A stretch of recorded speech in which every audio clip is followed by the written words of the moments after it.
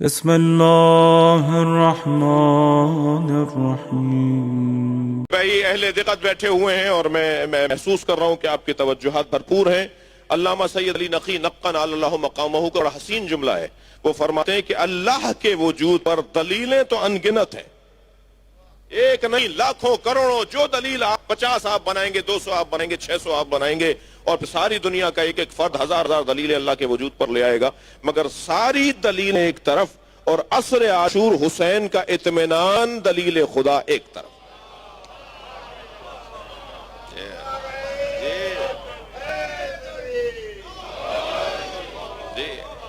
اب وہ حسین ابن علی جو وجود الہی پہ دلیل ہے، وہ میرے مولا جو وجود الہی پر دلیل ہے، اس حسین ابن علی نے اگر کسی کو راز سونپے ہو تو اسے زینب کہا جاتا ہے۔ اللہ اکبر۔ بحث اللہم صلی علی محمد وآل محمد۔ بی بی کو میرے مولا نے عصر عاشور اسرار امامت سونپے۔ سنگین بات ہے، سنگین بات ہے، اس کو جو ہے وہ ہضم کرنا بہت مقدمہ چاہیے، اس کے لیے صحت کاملہ چاہیے، ورنہ بیمار آدمی ہضم نہیں کر پائے۔ صلوات پڑھے ذرا محمد و آل محمد پر۔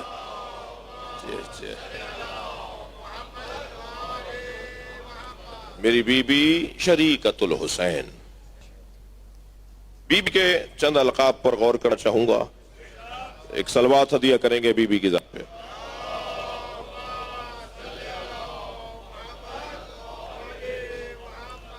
عزیزان گرامی، سیدہ کے بی بی کے 61 القاب بیان کیے گئے۔ میں نے حضرت ابوالفضل عباس علیہ السلام کی جو خدمت میں حاضری دی تھی آپ کے ساتھ مل کر ابھی 2 دن پہلے، تو اس میں نے عرض کیا تھا کہ 12 قلمدان حضرت عباس کے پاس تھے۔ یہ سیدہ زینب کی عظمت بتا رہی ہے کہ ان کے 61 القاب ہیں، مگر یقیناً ان 61 القاب کے اوپر جنہیں غور کرنا ہے، میں ان کے لیے اشارہ عرض کر رہا ہوں کہ وہ زیارت نامہ جا کے پڑھیں۔ بی بی زینب کا جب زیارت نامہ جا کے پڑھیں گے آپ، جو شام میں سیدہ زینب کا زیارت نامہ بی بی کے روزے پہ رکھا ہوتا ہے، وہ آپ کے یہاں مفاتیح الجنان میں بھی ہے اور آپ کو نیٹ سے بھی مل جائے گا، تو بہت ہی آسان ہو گئی ہیں باتیں۔ تو ان میں جو بی بی کے القاب لکھے گئے ان پہ غور کریں تو یہ تعداد بنتی نظر آتی ہے، مگر یہاں میں چند القاب کی طرف آپ کی توجہات کو مبذول کرنا چاہوں گا۔ بی بی کے القاب میں ایک حسین ترین لقب ہے نائبۃ الزہرا۔ تھوڑا سا گردن ہلاتے رہیں گے تو آپ کو بھی میری ہمراہی نصیب ہو جائے گی۔ جی، نائبۃ الزہرا، سیدہ زہرا کی نائبہ۔ نائب وہ نہیں ہو سکتا کہ جس میں منوب کی صفتیں نہ ہو۔ توجہ کر رہے ہیں؟ تھوڑی سی تشریح، صلوات پڑھے محمد و آل محمد۔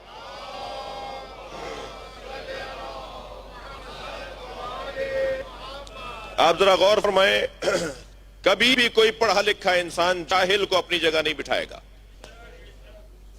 کبھی بھی کوئی حکیم انسان کسی مریض کو اپنی جگہ نہیں بٹھائے گا، کبھی بھی کوئی منصف اور انصاف فراہم کرنے والا کسی مجرم کو اپنی جگہ نہیں بٹھائے گا۔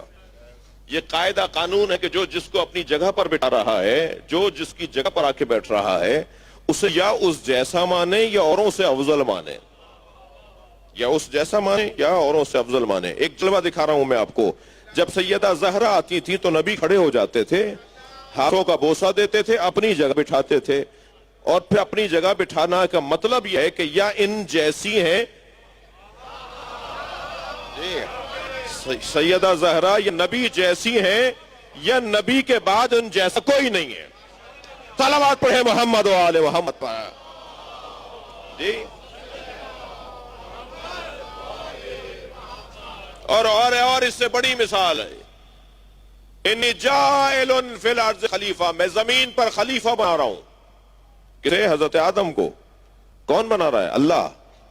تو جو اللہ اپنا خلیفہ حضرت آدم کو بنا رہا ہے تو وہ صفات الہی کا جلوہ گر بن کر آئے گا، نہ وہ پیدائشی پڑھا لکھ جاہل ہوگا، نہ پیدائشی کنجوس ہوگا، نہ پیدائشی، توجہ ہے بات کی، وہ صفات جو اچھا اللہ کا خلیفہ کیا مطلب ہے؟ علی اللہ کی جگہ بیٹھنے کے لیے نہیں آئے، اللہ کی تو کوئی جگہ ہی نہیں ہے۔ میں گیا جناب مفتی اسحاق صاحب کے پاس، میرا بڑا پیار تھا ان سے، میرے بزرگ تھے، ہمارے دیوبندی عالم دین تھے، تو فیصل آباد میں ان کی خدمت میں کئی دفعہ جانا رہا، ٹیلی فونک رابطہ تھا، جیسے ابھی جناب مولانا طارق جمیل صاحب سے میں تو ان کا شکریہ ادا کرنے کے تھا کہ انہوں نے گلدستہ اہل بیت نامی اہل بیت کی عظمت پہ کتاب لکھی ہے۔ تو مولانا کے پاس میں گیا، وہ کہنے لگے کہ آپ لوگ جو علی اور ولی اللہ تک کلمہ پڑھتے ہیں ٹھیک پڑھتے ہیں۔ میں نے کہا مولانا دلیل کیا ہے؟ کہنے لگے علی اللہ کے ولی ہیں۔ میں نے اپنے مجمع سے پوچھا کہ علی اللہ کے ولی نہیں ہیں؟ سارے اہل سنت سے میں نے اقرار لیا، سب نے کہا ہاں علی اللہ کے ولی ہیں۔ تو میں نے انہیں کہا کہ تم مانتے ہو بولتے نہیں ہو۔ جی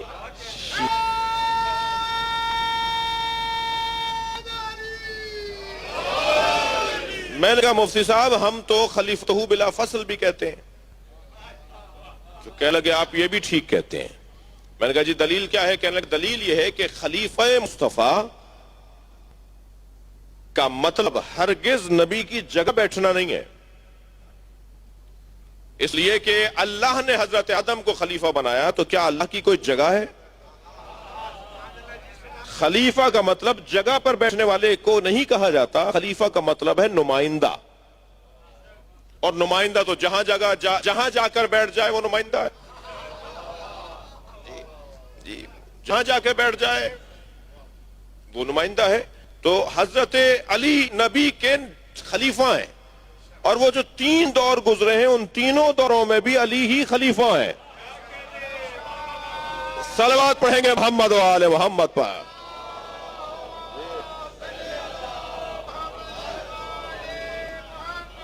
خلیفۃ بلا فصل، علی خلیفہ بلا فصل مصطفیٰ ہیں، لہذا علی نہیں بیٹھے اگر ممبر پہ تو کیا مطلب ہے خلیفہ نہیں رہے؟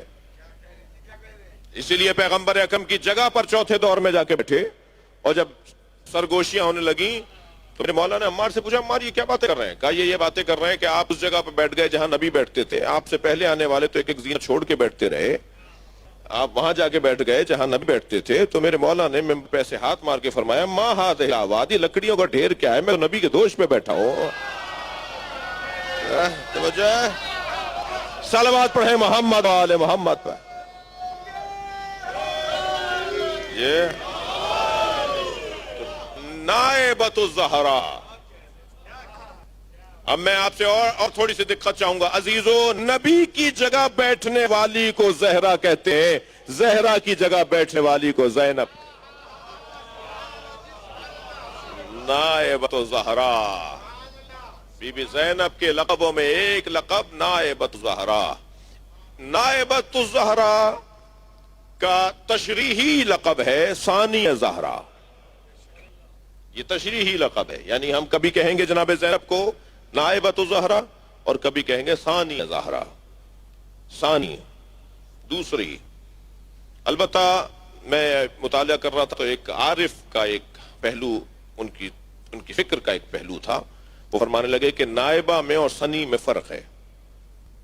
نائبہ اور ثانی کے اندر ایک ذریع سا فرق یہ ہے کہ ثانی اول کے بعد کا مرحلہ ہے اور نائبہ اول ہی کا مرحلہ ہے، یعنی ابھی اول ختم ہی نہیں ہوا، ابھی وہی وجود باقی ہے، اس لیے نائبہ کہلائے گا، ثانی ایک دوسرا مرحلہ۔ بی بی کے القاب میں ایک لقب عدیلۃ الخامس، بی بی کا لقب تھک تو نہیں رہے، عدیلۃ الخامس، 5 ہستیوں کی عدیلہ، جی 5 ہستیوں کی عدیلہ۔ اچھا عدیلہ اور عادلہ میں فرق ہے۔ عادل برابر والے وجود کو کہا جاتا ہے۔ آپ ایک ترازو میں مثال کے طور پہ بادام ڈال دیجئے، ایک ترازو میں 1 کلو کا باٹ رکھ دیجئے، تو یہ جب تک اس 1 کلو کے باٹ کے برابر وہ بادام نہیں ہوں گے آپ کو ڈالنا پڑے گا، اور آپ ڈالتے ڈالتے حتیٰ ممکن ہے کہیں جا کر 1 دانہ ڈالنا پڑے جو اس کے بالکل برابر آ جائے، تو اسے اس کا عادل اور اسے اس کا عادل کہا جاتا ہے۔ پھر اسے معادلہ بھی کہا جاتا ہے، پھر اسے معدل بھی کہا جاتا ہے۔ اس خاندان کے الفاظ ہیں. ادیب حضرات بیٹھے ہیں تو مجھے تو خربوزے کو دیکھ کے خربوزہ رنگ پکڑتا ہے، تو مجھے تھوڑا سا شوق بھی ہو رہا ہے کہ ذرا ان کے سامنے بات کر لوں کہ جو برابر کا وزن ٹھیک ہے. اور بعض اوقات کیا اکثر اوقات آپ نے بادام کے تولنے کے لیے آپ نے باٹ رکھے نا، تو کیا یہ باٹ کی قیمت بھی اتنی ہے جتنی بادام کی ہے؟ جی اس کی بھی وہی حیثیت ہے جو بادام کی ہے، اس کی وہ حیثیت نہیں ہے جو بادام کی ہے. یہ تو پرکھنے کے لیے، تولنے کے لیے، سمجھنے کے لیے کہ اس کا وزن کتنا ہے، یہ اس کے برابر نہیں ہے، اس کی کوئی حیثیت برابر نہیں ہے. لیکن جسے عدیل کہا جائے گا وہ ہے کہ جن کی حیثیت برابر ہو. مثال کے طور پر صلوات پڑھے ذرا محمد و آل محمد. جی بڑی نہایت آپ کی توجہات کا شکر گزار ہوں. مثلا اس ترازو میں آپ نے بادام ڈالے اور اس ترازو میں آپ مثلا اخروٹ ڈال دیں، کچھ قریب ذہن کرنے کے لیے اثر رہو، تو کہا جائے گا یہ عدیل ہیں دوسرے کے، یعنی جو قیمت اس کی ہے وہی قیمت اس کی ہے، ایسے ہی ہے. لیکن اگر اس کو ہٹا دیا جائے تو یہ عدیل نہیں ہے، یہ ترازو ہے، پلڑا ہے، مثال کے طور پر ویٹ ہے، وزن ہے. اچھا یہیں ایک جملہ کہہ دوں کہ انسان کو اپنی قدر اور اپنی قیمت کا بھی پتہ ہونا چاہیے. اسے اپنے مکان کی قیمت تو پتہ ہے، اسے اپنی گاڑی کی قیمت تو پتہ ہے، اسے اپنی زمین کی قیمت تو پتہ ہے. یہ تو بتا دیتا ہے یہ گھڑی میں نے جو پہنی ہوئی ہے وہ 1 لاکھ روپے کی ہے. یہ تو بتا دیتا ہے جو پین میری جیب میں لگا ہوا ہے وہ مثال کے طور پہ چاندی کا اور سونے کا ہے. لیکن کبھی یہ تو بتائے کہ میں کتنے کا ہوں، کبھی اپنی قیمت بھی تو بتائے نا، اسے اپنی قیمت بھی تو پتہ ہونی چاہیے. اب ہماری قیمت ہمیں کیسے پتہ چلے گی؟ ہماری قیمت ہمیں اس وقت پتہ چلے گی جب ہم ان سے جڑیں گے جو اپنی قیمت کو جانتے تھے. بھائی بے قیمت جملہ بے قیمت لوگوں سے جڑنے والے بے قیمت ہوتے ہیں، قیمتی وجوہوں سے جڑنے والوں کی قیمت ہوتی ہے. صلوات پڑھے محمد و آل محمد پر. جی جی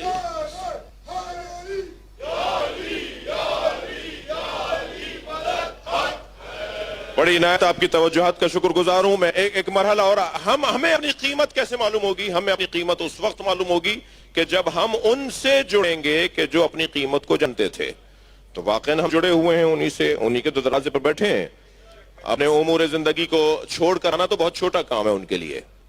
یہ جو اس وقت آپ نے خدمت کی ہے، اس وقت جو قربانی آپ نے دی ہے کہ ان کے نام پہ جمع ہیں، یہ بہت چھوٹی سی خدمت ہے، ان کی بہت معمولی خدمت ہے. تو ہم جن سے جڑے ہوئے ہیں وہ اپنی قیمت کو جانتے تھے، تبھی تو بستر پہ لیٹ کر نفس بیچا ہے. اب علی نے بتایا ہے کہ علی کی قیمت کیا ہے. دقت چاہوں گا عزیزان گرامی، علی بتائیں گے کہ علی کی قیمت کیا ہے. علی نے اپنی قیمت بتائی ہے، میرا وجود اللہ کی مرضیوں کے برابر ہے. اللہ اکبر. جی اللہ کی مرضیوں کے برابر علی کا وجود ہے. اب میرے مولا نے اپنی قیمت بتائی. مولا ہم آپ کی بارگاہ میں بیٹھے، ہماری قیمت پتہ چلے، ہماری قیمت کیا ہے. میرے مولا نے اب ہمارا دام لگانے کے لیے، اچھا ہوتا ہے جب بڑا کاروباری جو ہوتا ہے، جی قرآن کے الفاظ ہیں ورنہ میں نہ بولتا، یہ بیچنے اور خریدنے کے معاملات قرآن نے بیان کیے ہیں. اپنے آپ کو بیچنا، اللہ کی مرضیوں کو خریدنا. وَمِنَ النَّاسِ مَن يَشْتَرِي نَفْسَهُ ابْتِغَاءَ، کچھ لوگ ہیں جو اپنے آپ کو بیچتے ہیں. تو یہ بیچنے اور خریدنے کے الفاظ قرآن میں. تو اب جو اچھا کاروبار کرنے والا ہوتا ہے، جو اچھا بزنس کرنے والا ہوتا ہے، وہی چھوٹے بزنس کرنے والوں کو سکھاتا ہے. ایسے ہی ہے نا. جناب خدیجہ سیدۃ التجار تھی، تاجروں کی سیدہ تھی. بی طے کرتی تھی کہ فلاں جنس کی قیمت کیا لگے گی بازار میں. جی بازار عکاظ جب لگتا تھا مکے میں تو سارے تاجر جب جمع ہو جاتے تھے، انتظار ہوتا تھا فلاں نہیں پہنچا، ابھی فلاں نہیں پہنچا، اس لیے ابھی مارکیٹ نہیں کھلے گی، ابھی وہ ایکسپو سینٹر نہیں کھلے گا اس وقت کے حساب سے. جی تو ابھی وہ نمائش نہیں شروع ہوگی، نمائش گاہ نہیں لگے گی ابھی. تو بی کے ہاں پہلے نشست ہوتی تھی. سیدہ کے لیے باریک سے پردے کا پردہ ڈالا جاتا تھا، ایک تار کا پردہ. اور سیدہ کی کرسی اس طرف ہوتی تھی بی بی خدیجہ کی، اور اس طرف سارے بڑے بڑے تاجر، کوئی مصر سے آیا ہوا ہے، کوئی یمن سے آیا ہوا ہے، کوئی مدینے سے آیا ہوا ہے، کوئی فارس سے آیا ہوا ہے، کوئی کہیں سے آیا ہوا ہے، کوئی ہند سے آیا ہوا ہے، بڑی بڑی دور دراز کے سفر طے کر کے تاجر اپنا اپنا مال لے کر آتے تھے. تو دوسری طرف کرسیاں لگتی تھیں اور پھر طے آتا تھا کہ کیا کرنا ہے، کیسے بیچنا ہے، کیا چیز بازار کتنے عرصے تک رہے گا، اس کے ریٹ فلاں جنس کے کیا طے پائیں گے، اور پھر وہاں جو بی بی کا آخری فیصلہ ہوتا تھا. اس لیے کہلائی جاتی تھی تاجروں کی سیدہ. جی اللہم صل علی. شکر گزار ہوں آپ کا، میں کچھ منزل پر آپ کو لے کر آ رہا ہوں. اب جیسے بی طے کرتی تھی نا، ایسے ہی اللہ سے جب کاروبار کرنے والا وجود ہے وہ جناب امیر المومنین کا وجود ہے. یہ گھرانہ سارا اللہ سے کاروبار کرتے ہیں، ان کا کاروبار اللہ سے ہوتا ہے. تو جو اچھا کامیاب تاجر ہوتا ہے وہی پھر چھوٹے تاجروں کو سکھا رہا ہے کہ کیسے تمہیں اپنے ریٹ لگانے ہیں. اب میرے مولا فرماتے ہیں کہ خبردار اپنے آپ کو لا تبی نفسک، اپنے نفس کو نہ بیچنا الا الجنہ، کم سے کم جنت کے عوض. تمہاری کم قیمت میں بتاتا ہوں، محنت کرو زیادہ لگوا لینا. میرے مولا نے ہماری کم سے کم قیمت بتائی ہے. اس سے نیچے آؤ گے تو خسارے میں رہو گے، اس سے کم بچو گے اپنے آپ کو تو خسارے میں رہو گے. زیادہ سے زیادہ تمہاری قسمت، زیادہ سے زیادہ تمہاری محنت، زیادہ سے زیادہ تمہارا شوق. میرے مولا نے فرمایا خبردار اپنے آپ کو نہ بیچنا الا الجنہ، جنت سے کم. مولا یہ تو آپ نے کم سے کم قیمت بتائی ہے، زیادہ سے زیادہ کیا ہے؟ اور جب نہیں آواز آئے زیادہ سے زیادہ وہی ہے جو میری لگی ہے. مجھ سے زیادہ قیمت کس کی لگی ہے؟ مجھ سے زیادہ قیمت، سب سے زیادہ قیمت میری لگی ہے کہ میں نے اللہ کی مرضیوں کو خرید لیا ہے. اب ذرا اس آیت کریمہ کو جو سورہ زمر کی آیت ہے اس پر توجہ کریں. آیت کہتی ہے کہ جب جنت کی طرف جنتیوں کو لے جایا جا رہا ہوگا تو وہ نہیں جائیں گے، انہیں دھکا دے کر لے جایا جائے گا. وَسِيقَ الَّذِينَ اتَّقَوْا رَبَّهُمْ إِلَى الْجَنَّةِ زُمُرًا، ان لوگوں کو جنہیں جنت دے دی گئی ہوگی، جن کے ہاتھ میں نامہ، توجہ چاہوں گا، جن کے ہاتھ میں نامہ عمل آ چکا ہوگا اور ان کا نتیجہ کار آ چکا ہوگا کہ اب انہیں جنت میں بھیجا جائے. سورہ زمر میں آیت یہ کہہ رہی ہے انہیں دھکا دے دے کے لے جایا جائے گا. وہ جنت میں نہیں جا رہے ہوں گے. بھائی دوزخ میں دھکا دے کے لے جایا جائے گا تو سمجھ میں آتا ہے، جنت میں دھکا دے کر لے جایا جائے گا یہ کیسے سمجھ میں آئے گا؟ تو کم سے کم یہ طے ہو گیا کہ جنت ان کی کم قیمت لگی ہے.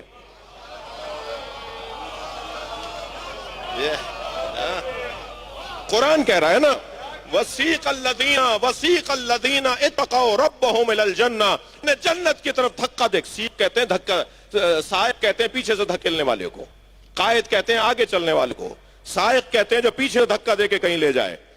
وہ جو دھکا دے کر جنت میں، کیوں؟ اس لیے کہ جنت قیمت تو لگی ہے مگر کم قیمت لگی ہے. انہیں پوچھا جائے گا کیوں نہیں جا رہے ہو جنت کی طرف، تو جواب دیں گے کہ نہیں ہمیں جنت نہیں چاہیے، ہمیں حسین چاہیے. اللہ اکبر.